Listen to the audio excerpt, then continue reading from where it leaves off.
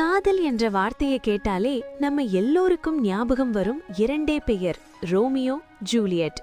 இன்றைக்கு இவர்களை பற்றி கொஞ்சம் தெரிந்து கொள்ளலாம். ஃபுல்லா பாருங்க. இந்த மாதிரி யூஸ்ஃபுல்லான குட் ஸ்டோரிஸ்க்கு நம்ம சேனலை சப்ஸ்கிரைப் பண்ணிக்கோங்க. பல வருடங்களுக்கு முன்னாடி இத்தாலியில் உள்ள வெரோனா என்ற ஊரில் மாண்டெக்யூஸ், கேப்புலட்ஸ் என்ற இரண்டு குடும்பங்கள் இருந்தது. பட் இவர்கள் இரண்டு குடும்பத்திற்கும் பெரிய பகை இருந்ததுனால இவர்கள் எப்போது நேரில் பார்த்து கொண்டாலும் சண்டைதான் வரும். இதில் மாண்டெக்யூஸ் குடும்பத்தோட பையன்தான் ரோமியோ. இவன் ஆல்ரெடி கேப்புலட்ஸ் குடும்பத்துல உள்ள ரோஸ்லின் என்ற ஒரு பொண்ணு ஒன் சைடா லவ் பண்ணிட்டு வந்தான். பட் அந்த பொண்ணை இவனை மதிக்கவே இல்ல. இன்னொரு சைடு கேப்புலட்ஸ் குடும்பத்துல உள்ள இன்னொரு பொண்ணான ஜூலியட்ட ஒரு வசதியான பையன் பொண்ணு பார்க்க வரான். இதில் ஜூலியட்டுக்கு விருப்பமே இல்ல. இருந்தாலும் அவர்கள் குடும்பம் இத ஒரு பெரிய ஃபங்க்ஷனா ஏற்பாடு பண்றாங்க. இத பார்த்த ரோமியோவோட நண்பர்கள் இரண்டு பேரும் ரோமியோ கிட்ட போய், நீ ரோஸ்லினை தனியா பார்க்கணும்னா இந்த ஃபங்க்ஷனுக்கு நாம மாற வேடத்தில் போகலாம் என்று ஐடியா கொடுக்கறாங்க.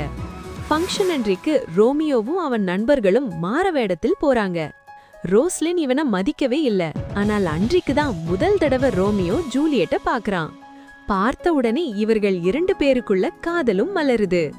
கொஞ்ச நேரம் தனியாகவும் பேசுறாங்க. இவன் வேற குடும்பத்தாலன்னு தெரிஞ்சும் ஜூலியட்க்கு இவனை பிடிச்சு போகுது. கொஞ்ச நாள்லயே இவர்கள் இரண்டு பேரும் லாரன்ஸ் என்ற ஒரு ஃபாதர் தலைமையில் யாருக்கும் தெரியாமல் சீக்ரெட்டா கல்யாணம் பண்ணிக்கிறாங்க. அண்ட் இதுக்கப்புறம் தான் பிரச்சனைகளும் ஆரம்பிக்குது. ஜூலியட்டுடைய கசின் ஒரு நாள் ரோமியோவை சண்டைக்கு கூப்பிட்டான்.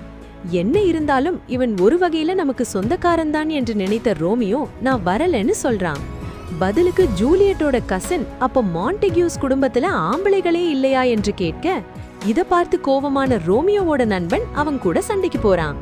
சண்டையில ரோமியோவோட நண்பன் இறந்து போக இதை பார்த்து கோவமடைந்த ரோமியோ ஜூலியட்டுடைய கசினை சண்டை போட்டு கொன்று விடுகிறான். இரண்டு குடும்பத்திற்கும் ஆல்ரெடி ஒத்து வராது.